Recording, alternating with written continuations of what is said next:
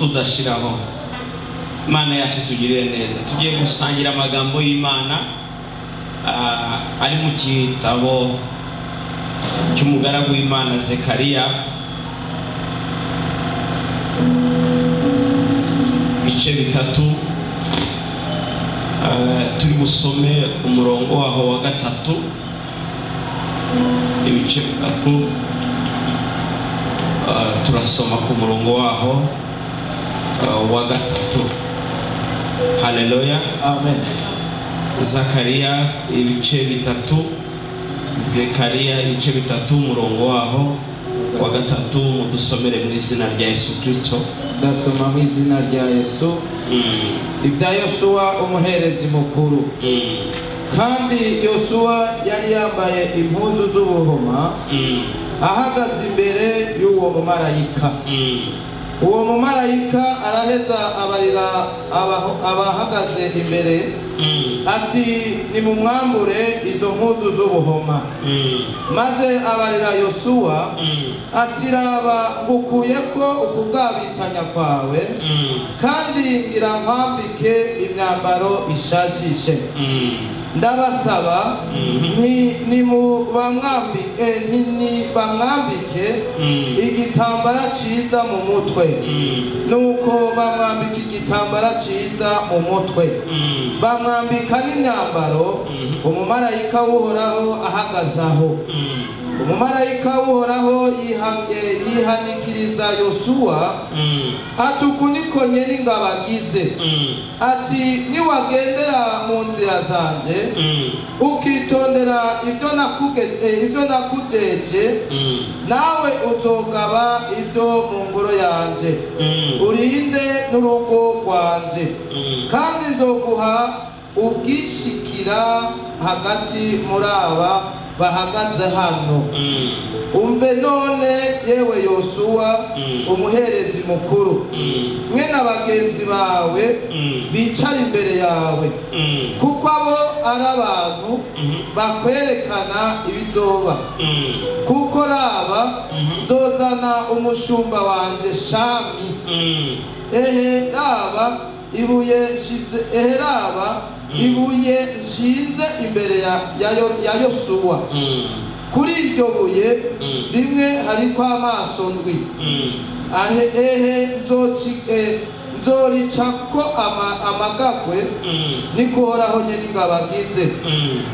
Kandi ukugabitanya kw'ico gihugu nzogukuraho umunsi umwe, kuko uwo munsi niko Uhoraho nyene ingabo agize.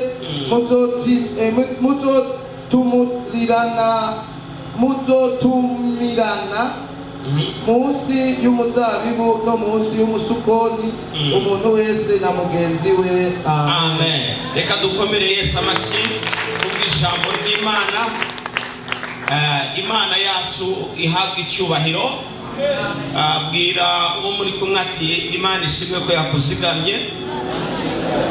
Imana yacu ihabwa icyubahiro. Mwese mwaraye mwumvise imvura yarayiguye ntiyari nkeya, kandi bamwe na bamwe ndabibonye kuri groupe y'abapasitori baravuga ati, mudutabare. Bivuga ngo hari ikintu irya mvura yarayikoze. Mu makuru make dufise harimo abamazi acyuzuye mu nzu. Rero mwebwe kuba marayika w'Imana yagaragaye ku nkomanizo z'imiryango yanyu, ni ibihererwa icyubahiro, kuko byari gushoboka ko tudaterana, ariko Imana ishimwe ko yemeye ko duterana, byagenze neza, Imana ikaturwanirira. Tuboneyeho no kwihanganisha bagiye bahura n'ibyo bibazo by'imyuzurira, nawe Imana ibagirire neza, ibagenderere, ibihanganishe kandi bakomeze. Ubwo sibyo, Imana ibaha umugisha. Imana yacu rero iduha umugisha, ndetse turwanirire biruse uko tubitekereza. Haleluya. Wowe rero kuba uri hano mu nzu y'Imana, nibyo ufite ibibazo, ariko hari ikindi Imana yakurinze. Ariko igikomeye cyane tugiye kuganiraho ni ikivuga ngo humura, ibyaha byawe nta mugabane bifite mu mugisha wawe. Nari ndabona ngo ibyaha byawe nta mugabane bifise mu mugisha wawe mu izina rya Yesu. Ndashaka kuganira kuri aya magambo y'Imana mu kanya gato dufise yanditswe hejuru y'ubuzima bw'umugaragu w'Imana Yosuwa. Bibiliya iravuga ngo marayika w'Imana ahagaze aravuga ngo nimumwambure iyo myambaro y'ubushwambagara, bivuga ngo nimumwambure ibyo byaha. N'iki cyatumye Yosuwa abwirwa aya magambo?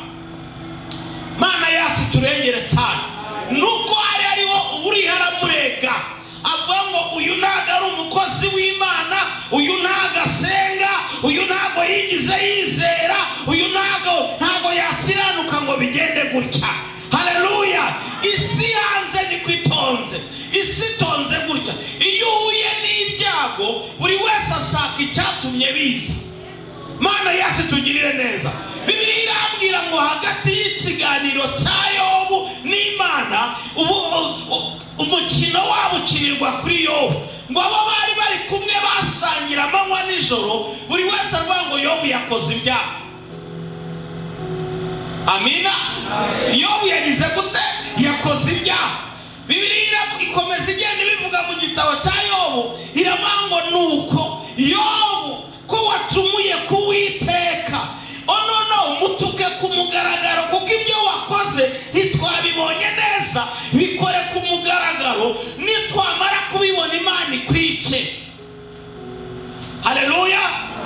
Birashoboka ko waje gusenga, zimwe mu ntambara ufise ukazegeka bati igihe impamvu Imana itanabara ni ukubera ndi umunyabyaha. Haleluya! Ariko ijambo rivuga ngo Imana ivubira imvura ababi n'abeza. Hari igihe ibibazo urimo atari ingaruka z'ibyaha byawe, ahubwo ari ukugira ngo imirimo y'Imana igaragarire hejuru y'ubuzima bwawe mu izina rya Yesu. Amen. Niba wawendera ukuntu rero tugiye gufasha ngo igihe kimwe Yesu ari mu ivugabutumwa, Bibiliya irambwira ngo aca ku muntu wari impumyi, ngo arenganye baramubaza ati dushaka udusobanurire, iyi ni impumyi kandi yavutse ari impumyi. Yesu ati ndashaka rero udusobanurire twe nk'abantu batazi iyo Mana uriho uravuga. Yabaye impumyi kubera ibyaha bye, cyangwa yabaye impumyi kubera ibyaha by'ababyeyi biwe? Haleluya! Ndio ndashaka kugarura ukwizera kwe, kuko ijambo rya mbere ryatubwiye neza. Umva ukuntu ryatubwiye: mpora abana gukiranirwa kwa base. Mubanza munyumva ikintu kimwe, iri ni ijambo rikomeye, ariko hejuru yaho hari irindi ry'imbabazi rishobora kuza rikakurengera bitewe n'uko wakandagiye ku musozi w'ubuhungiro, bitewe n'uko wakiriye ijambo ry'Imana, wamara kwitahura icyari urubanza kikava kuri wowe, icyari intambara kikava kuri wowe, icyari inzitizi kikava ku buzima bwawe. Mana yacu tugirire neza. Buryo turi mu nzu y'Imana, Imana igerageza uburyo bwose ivugana natwe kugira ngo twitahure. Ijambo riravuga ngo mpora abana gukiranirwa kwa base. Wibuke Yesu ngo ageze ku muntu w'umumama yaramubwiye ngo ngirira neza.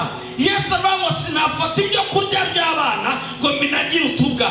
Mu gihe cyose yaracishijwe bugufi, haravuga ati ariko databuja, burya n'utubwa turya utuvungukira tuvuye ku meza y'abasebuja. Haleluya! Ngo Yesu atangazwa nuko sinzi wowe uri muri iri teraniro, sinzi wowe udukurikiranye ku mbuga ngurukana bumenyi, birashoboka ko wakoze ibyaha byinshi, birashoboka yuko ufite byinshi umutima wawe ugushinja, cyangwa se abo mu bana bariho baragushinja, ariko ndashaka gutangaza itangazo rimwe: ibyo byose byakubayeho, ibyo byose uri uracamo, ni ukugira ngo imirimo y'Imana igaragarire hejuru y'ubuzima bwawe, bagera ubwo bavuga ngo niwe cyangwa siwe.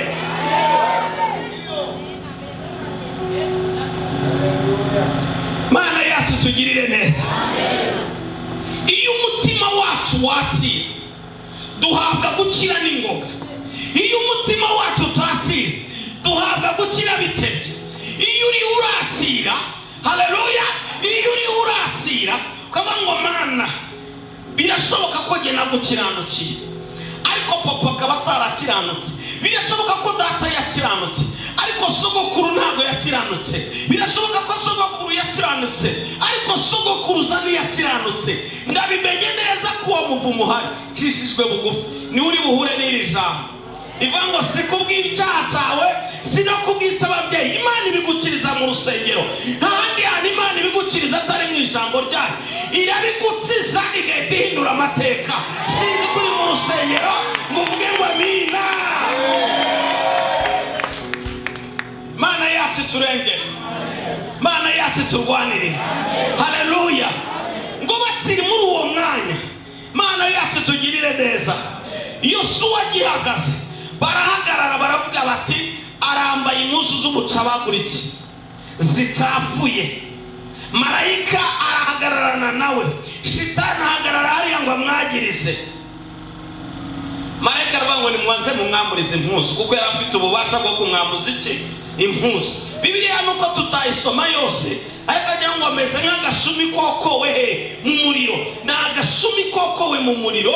Ndeka mubwire ngo kuba waje mu nzu y'Imana ni agashumi, ntabwo uri umushumi wose. Ni akantu gusa gatoya kaciye hagati y'abapagani n'abanyabyaha, kaciye hagati y'inkozi z'ibibi, kaciye hagati y'abarozi n'abapfumu, kaciye hagati y'abicanyi n'abaki. Wowe umutima uravuga ngo jyewe ngambiriye kunezeza Imana, uyu munsi ngiye guha Imana mbane nayo. Iri jambo rero wakoresheje uza hano, ntabwo Imana iri buryirengagize. Uyu mwanya duhaye wo kutwumviriza, ntabwo Imana iri buwirengagize. Iragira icyo ihinduye ku buzima bwawe, kuko irindi jambo ryayo kugira ngo irisitse.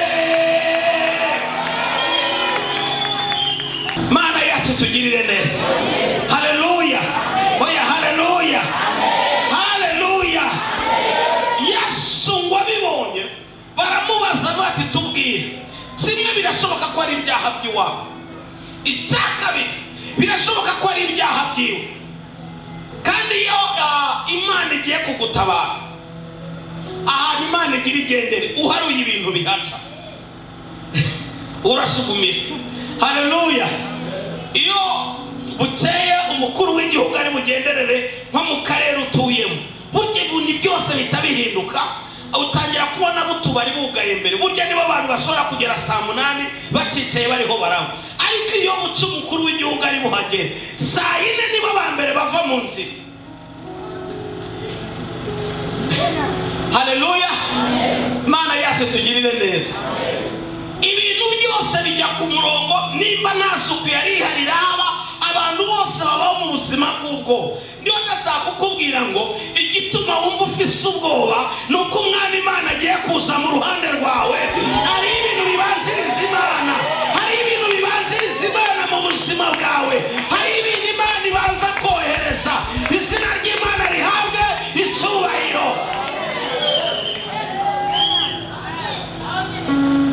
Igihe kimwe ngo Abisirayeli babwira Mose, baramubwira ati Mose, dukeneye kubona Imana ivugana nawe. Mose nta rundi rwitwazo yari afite rwo kuyirwanirira, ajya guhamagara Imana avuga ati Mana, niwe wampamagaye ngo nyobora aba bantu. Bavuga ngo ntibazahora mbayobora bambona muri rya rige Imana, bashaka kubabona. Imana ibwira Mose, ndamubwira ngo icyo ni ikintu gitoya cyane. Batware ku musozi, ubabwire bakuriyo zirya mpene zabo, kuko zo ntizinkeneye nonaha, zirya ntama zabo ntizinkeneye nonaha, ariko muracyahari. Haleluya. Ubakureyo zirya nka zabo ntizirisha iminsi 3, ntabwo binkeneye nonaha. Iyo ubisomye uhita ubona za mpene waryaga, ariko izi mpene zavugwaga aha yaza ngo genda ubabwire ngo nibe bahagaritse ubusambanyi bwabo, ubabwire bahagarike kutizera kwabo, ubabwire bahagarike ibintu bita ngo baranyubaha bigize intama zanjye kandi batanyemera, babikure kuri uwo musozi. Bose baba abantu siviliyani ziraho zisanzwe, kuko barekeramaga kubona Imana. Hari harimo n'abantu bitwa abakristo arizo ntama. Aravuga ngo kuri uwo musozi ntagire ujya gusenga ngo shaka kwibonanira nabo. Sinzi ko munyumvise. Haleluya. Mumbabarire subire bakaka. Hari igihe dusoma Bibiliya ikubwira ngo ntuzafate ingamiya n'inka ngo bijyane mu murima umwe. wowe wabyumva ugahita uvuga ngo ni ibya bindi n'isanga za ruguru ku gatumba, ariko si cy'Imana ivuze. Haleluya. Hari inka igaragara ari umugisha n'ingamiya ikagaragara ari umugisha, ariko ibikorwa byayo si bimwe. Iyo bizirikanije biba ikibazo. Ni gute rero bijya bigenda? Haleluya. Ariko haleluya, oya haleluya, oya haleluya. Ndashaka kugusobanurira iki kintu cyabaye kuri Yosuwa, ntiyamenye ikimubayeho, kiba kuri Gihasi, ntiyamenye ikibaye kuri Gihasi. Igihe umwana w'urya mu mama yapfaga, Bibiliya ivuga ngo Elisa abwira umugaragu we ngo natwara inkoni ajye kuyimurambikaho arazuka. Gihasi agishyikira inkoni ya Elisa abanza guca muri karitsiye, bazomwe gaya ati nkuba Imana iguhaye imodoka ubona ari he waca, iguhaye amafaranga waca he bwa mbere, iguhaye kwemerwa n'ibande wakemeza bwa mbere. Hari abantu bategerezwa kwemera ko Imana yaduhamagaye. Imana yacu tugirire neza. Aca yati ubu murabizi, ati oya, ati inkoni irazura wangu, kandi burya muzehe yarushe, ndabona ari jyewe Imana igiye guhagurutsa. Ndabona Imana impagurukije. Urabyumva? Agaca kuri babandi bamusuzuga ati murabibona ubu ngiye mpamagawe, nige mfise ubushobozi, nige nyoboye ahangaha, nige sharifu w'aka karere, nige mbayoboye ahangaha, mugize icyo muvuga, iyi nkoni zurana nayo igukubita ugahita upfa.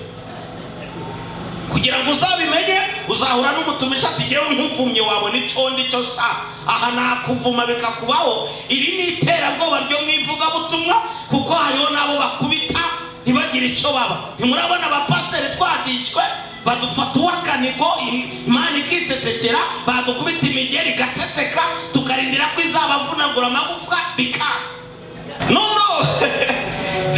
haleluya. Ariko abarokore baracyari mu rusengero.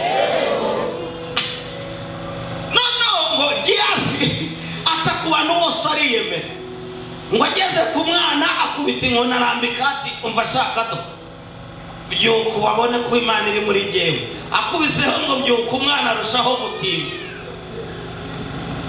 Ko mbona utazara, ubwo abantu bose bashungereye nde Gihasi bareba ibyo yababwiye ko ari ukuri. Arongera atimba ati we ramuka mutoto we. Akubiseho bwa kabiri bigira gute? Biranga. Akubitaho bwa gatatu biranga. Arangije aramufutura. Kubitane avuga ati ubu impamvu atumva ndiho ndabigenza gahoro gahoro, aribananura aratikura, atikuye abantu babonye akubise ikiziga bose atayiwe. Imana yacu tugirire. Ubwo rero amavuta ya Gihasi ajya arangiriraho, aho niho yarangiriye. Arangira bigize gute? Byanze. Ngo wa mupfakazi abwira Elisa ngo ntago Gihasi simuzi niwe nkene. Ngo Elisa araza. Mu gihe cyose Imana igiye gukora igitangaza, habaho ijambo ryitwa guca bugufi. Aravuga ngo Mana nsanzwe nzi kunyumvira. Aya ni amagambo Yesu yakoresheje. Aravuga ngo nsanzwe nzi kunyumvira, ariko uyu munsi ndakwinginze ubikore kugira ngo iyi mitima iri hano yizere. Ahamagara Lazaro, Lazaro araza. Iyo udafite guca bugufi, ibintu biba bitarakunda. Haleluya, haleluya. Ariko abarokore, iyo udafite iturufu bita guca bugufi, udafite iki kintu mu gikoresha, amavuta batarazamuka. Imana yacu tugirire neza kandi habwe icyubahiro. Bwira mwegeranye ngo Imana indinde amavuta ya Gihasi.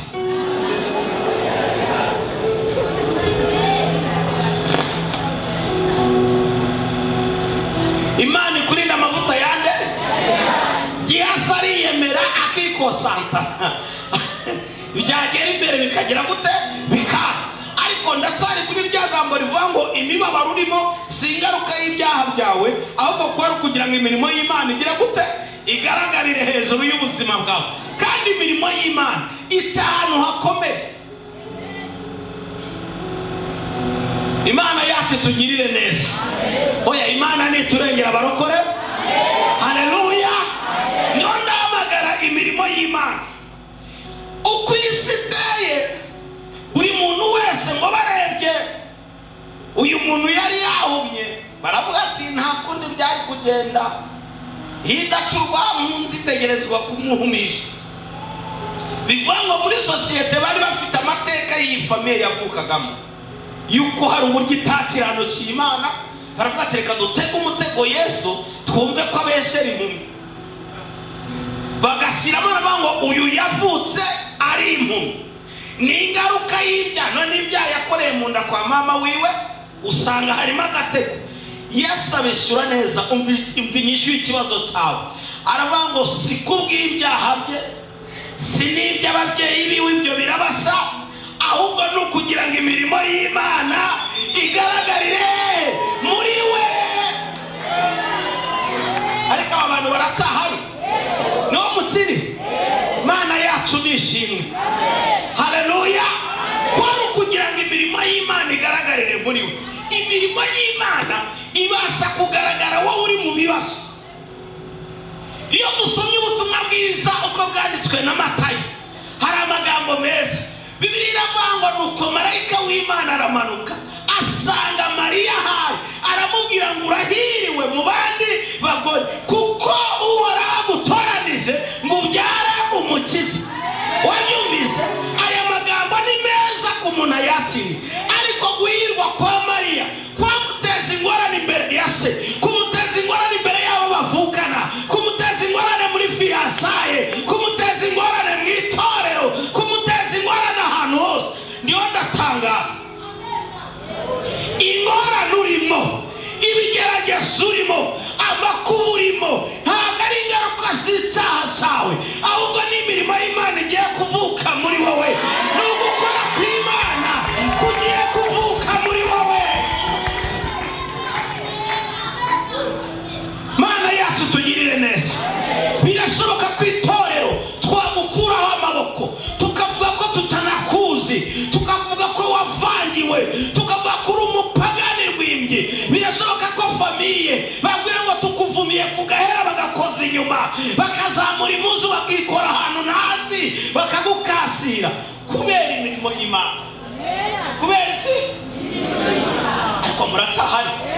Yesu yaravuga ngo ko bimeze gutyo ku giti kibisi nibyagera ku cyumye bizagenda gute. Abantu benshi batinya ko imirimo y'Imana ivukira hagati muri bo. Reka nkubwire ikintu kimwe, uzafata umumama agiye kubyara ibise bimereye nabi, akubwira ati pastor ndiho ndababara cyangwa umukozi w'Imana ibise biriho birambabaza, umusabe ikintu kimwe ati senga Imana bihagarare. Ninde yashaka ko bihagarara?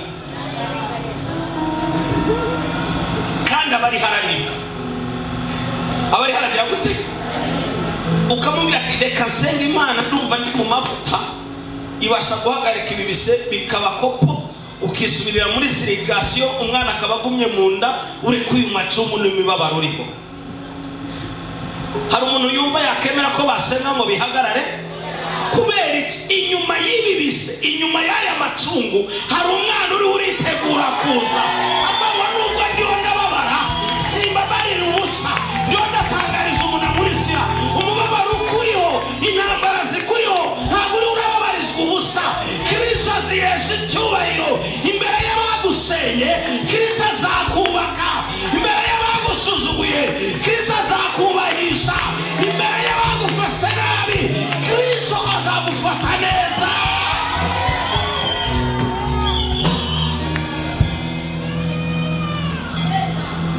Imana yacu nishimye. Ngo Abisiraheli barabyumvira. Burya abantu bumviraga Imana ni nka mwebwe, ngo bajya kumara iminsi 3. Imana ivugana na Mose ati Mose, undebye mu maso arapfa, wowe genda hagati y'ibitandara bibiri, kuko ndi umwe mu gitandara, wibereyo nze nikorera agatende. Haleluya. Nze nkora iki? Ariko murahari ahantu uri, Imana bayihaguhishe kugira ngo ikore agatende. Nariho ndavuga ngo ibi ahantu ubona uhagaze hatuma batagusohora mu nzu kandi udakora ibujumbura, hatuma ufite isura nziza, abandi bariho bararya wowe nta kintu gihari ariko ukabyibuha. Ahantu hatuma impuzu zidatabukira ku gisusu utajya kugura ari ukwambara izo bakuye, ni ahantu Imana yabaye ikunyegeje kugira ngo ikore agatendo.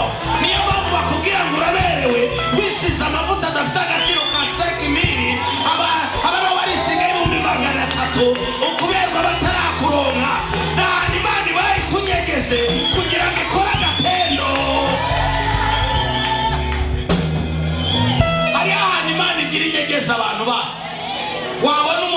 afite itoto nk'umuntu anywa amata ariko atarabona n'ikirahure bayapimiramo. Wajya umubona ukagira ngo yanyweye amata yayahaze. Haleluya. Ariko utarabona utakubahuka kugura inusu y'ikirahure cy'amata kubera ukeneye umuceri, ukeneye amakara, ukeneye. Mana yacu tugirire neza. Ni ahantu Imana iguhishe kugira ngo ikore agatendo. Ngo Mose aragenda yinyegeza ahantu kugira ngo Imana ikore agatendo. Mana yacu tugirire neza. Hari ibimenyetso bigiye kugaragaza ko Imana iri kumwe nawe. Umwitsambe ahantu nyine unyegeje, uri bwumva uwa mbere aguhamagaye ku telefone, wumve natangiye guhanura akubwira ngo ndashaka kusengera. Niko babwiye Mose, baramubwiye ngo bwira Imana isubireyo. Twayumvise bari babizi ko Mose avugana n'iki n'Imana. Ikintu cya mbere kiri bubemeze nuko bari bukenera amasengesho yawe. Baragupingaga, bari bukubwira ngo tangira udusengere, ibintu bimeze nabi. Imana iraba yakunyegeje, baraba bagukeneye. Ngo icyo gihe yari haciye cyo bita serwakira, umuyaga mwinshi. Mose ariko zaticecekeregaje, sindazi bariho bararwana na protokole. Bibiliya irambwira ngo haza imituragaro irakubita sawasawa, bose bazamurira ijwi icyarimwe baravuga ngo Mose, Mose, Mose, twingingira Imana ihagarika ibi bintu, twebwe twayibonye. Bibiliya iravuga ngo Imana yari itaragira gute? Yari itaraza. Haleluya. Kwari ukugira ngo gusa agasuzuguro kabo bamenye ko Mose afite ububasha hagati ye n'iki n'Imana. Hari ibintu Imana igiye kugukoresha kugira ngo ibanze bemeze ko ibyo igiye kuguha bitavuye mu maboko y'abapfumu, bitavuye ikuzimu, ahubwo bivuye ku Mana. Mana yacu tugirire neza. Haleluya. Mose ngo aricecekera, mu nyuma yo guceceka, haleluya, ngo haza ijwi rituje, nabo baraceceka. Ngo Mose asohora umutwe. Ndaho ndabona ugiye gusohora umutwe. Haleluya. Ugiye kuva ahantu wari unyegeje. Ngo agize gutya yibona mu bitugu irihiranye. Ndumva Imana ugiye kuyibona. Narivuze ngo ndumva Imana ugiye kuyibona. Imyaka umaze mu bigeragezo nta yose, ariko ikibazo cyo nuko Imana ugiye kuyibona. Ndumva Imana ugiye kuyigira gute kuyibona. Ndiho ndabona Imana ugiye kuyibona. Ndiho ndumva Imana igiye kugaragara mu ruhande rwawe. Ndiho ndumva Imana igiye kukuneshereza. Ndiho ndumva Imana igiye kukurinda ababisha bawe. Ndiho ndumva Imana igiye kugusubiza icyubahiro bakikwamburiye. Ndiho ndabyumva. Ndiho ndatanga itangazo abadayimoni babyumve.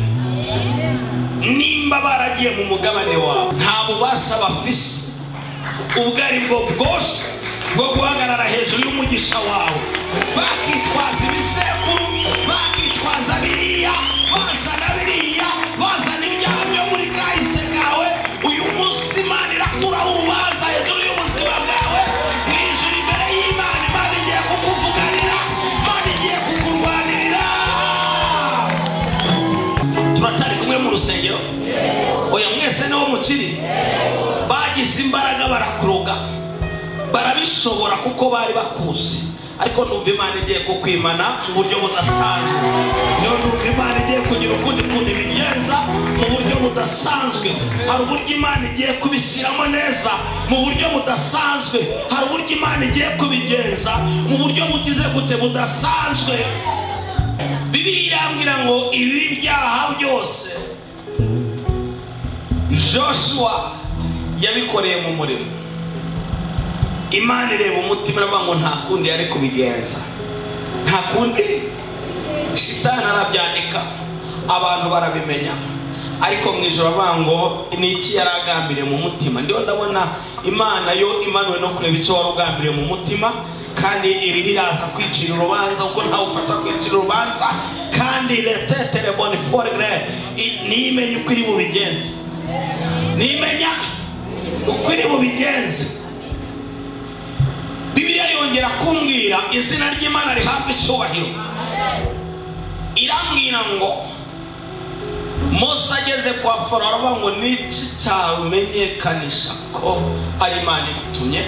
Hari uburyo abantu bajya bapingana n'Imana idutuma, hari uburyo bapinze Imana yagutumye, hari uburyo bapinze Imana yaguhamagaye. Waravuga ngo n'iki cyabicumenyekanisha, ufite iki cyabyemeza. Ngo Mose atora inkona irambika asecika inzoka ngo bose baravuga ngo aha nibyo natwe turabishoboye. Kamubwire bakubonye wisonzesheje umunsi umwe nabo babona barabishoboye, abadayimoni bumva bafata na ibiri bigakunda, ufasha yitatu bafata yitandatu birakunda. Ariko ikigiye kubatungura ni imbaraga zigiye guturuka hehe? Mu nkoni yawe. Ni imbaraga zigiye guturuka mu nkoni yawe. Tugiye gusenga Imana. Twese duhaguruke dusenga Imana.